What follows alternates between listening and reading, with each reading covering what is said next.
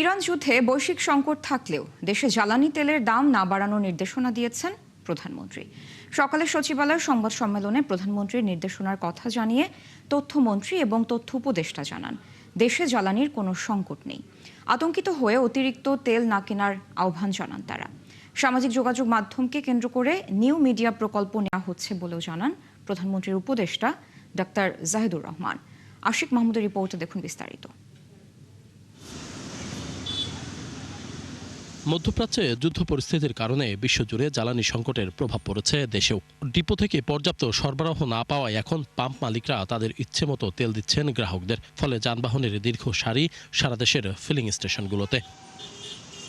এই অবস্থায় সরকারের তরফ থেকে দেশে পর্যাপ্ত জ্বালানি মজুদের বারবার আশ্বাস দেয়া হলেও আতঙ্ক কাটছে না গ্রাহকদের। বিএনপি সরকারের 1 মাস পূর্তি নিয়ে বুধবার সচিবালয়ে সংবাদ সম্মেলনে তথ্যমন্ত্রী আশ্বস্ত করলেন, জ্বালানি তেলের প্রয়োজনীয় মজুদ আছে, জনগণকে আতঙ্কিত না হওয়ার আহ্বান জানান তিনি। আমাদের এই মুহূর্তে কোনো সংকট নাই, আশা করি আমরা সংকটের মোকাবেলা করতে হবে না। কিন্তু এই প্যানিক বাইংটার কারণে সরকারকে একটা চাপের মধ্যে থাকতে হয় এবং আমাদের দেশের রাজনীতি এবং সমাজ ব্যবস্থার মধ্যে যেহেতু একদল লোক এই ধরনের পরিস্থিতিকে পুঁজি করতে পারে বা পুঁজি করতে চায়, সে কারণে আমাদেরকে এই প্যানিক বাইং মনোজগতের বিরুদ্ধে আপনাদের মাধ্যমে গ্লিটারের টুইন লেমন ও অ্যান্টিব্যাকটেরিয়াল ফর্মুলা বাসনকে চকচকে জীবাণুমুক্ত করে আমাদের দেয় গ্লিটার গ্যারান্টি।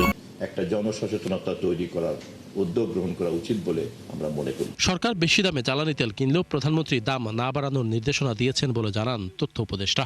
এটা আমাদের খুবই দুর্ভাগ্য, আমাদের জাতিরও দুর্ভাগ্য যে আমরা খুব অল্প সময়ের মধ্যে একটা গ্লোবাল ক্রাইসিসে পড়েছি। ফাইনালি আপনাদের প্রত্যেককে, আপনাদেরও গণমাধ্যমের যে দায়িত্ব আছে যে মানুষকে এটা বলার চেষ্টা করা, প্যানিক বাইং এবং স্টোরেজ যাতে তারা অতটা না করেন। এবং আমি পাম্প মালিকদের উদ্দেশ্যে বলতে চাই, তারা তো আসলে স্টোর করার যদি প্রবণতা কারো থাকে, তারা মনে করছেন যে দাম যে কোনো মুহূর্তে বেড়ে যাবে।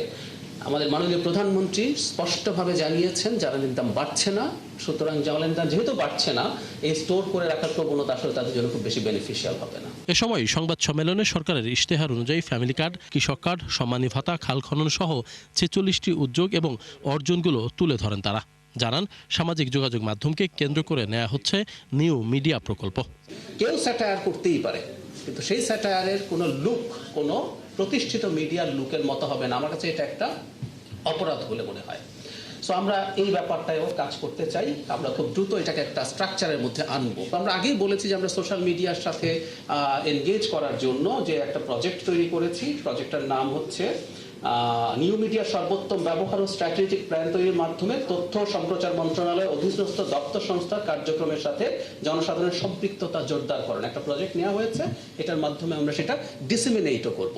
আর যেটা বারবার বলছি, আমরা একটা নীতিমালা এবং আইনের অধীনে ডিসইনফরমেশনকে আমরা আসলে ডিল করতে চাই। ডিল করা বলতে শিগগিরই হযরত শাহজালাল আন্তর্জাতিক বিমানবন্দরের 3rd টার্মিনাল চালুর উদ্যোগের কথাও জানান তথ্যমন্ত্রী। কিন্তু আমরা এরকম আশিক মাহমুদ, 71, ঢাকা।